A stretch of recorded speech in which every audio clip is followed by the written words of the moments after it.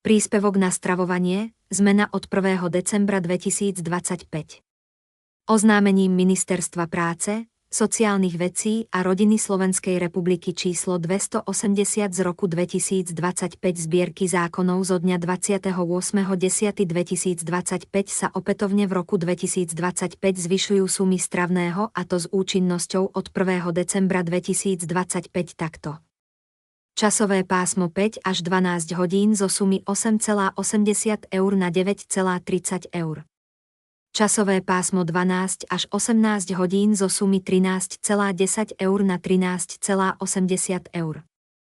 Časové pásmo nad 18 hodín zo sumy 19,50 eur na 20,60 eur.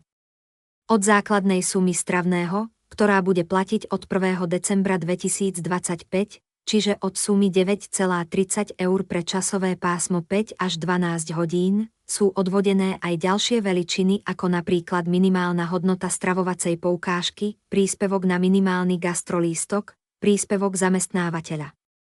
Minimálna hodnota stravovacej poukážky sa určí ako 75% zo základnej sumy stravného, ktorá bude platiť od 1. decembra 2025. Výpočet 9,30 krát 0,75 sa rovná 6,975, po zaokrúhlení to bude suma 6,98 eur. Príspevok na minimálny gastrolístok vypočítame takto: 55% zo sumy 6,98 eur predstavuje sumu 3,839 eur, po zaokrúhlení to bude suma 3,84 eur. Rovnaká hodnota, teda 3,84 eur, predstavuje aj minimálny finančný príspevok na stravu. Príspevok zamestnávateľa na stravu vypočítame takto: 55% z 9,30 eur sa rovná 5,12 eur.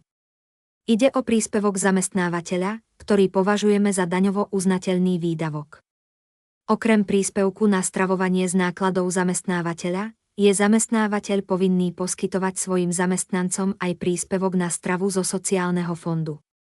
Výšku tohto príspevku si určí zamestnávateľ vo svojej internej smernici alebo kolektívnej zmluve.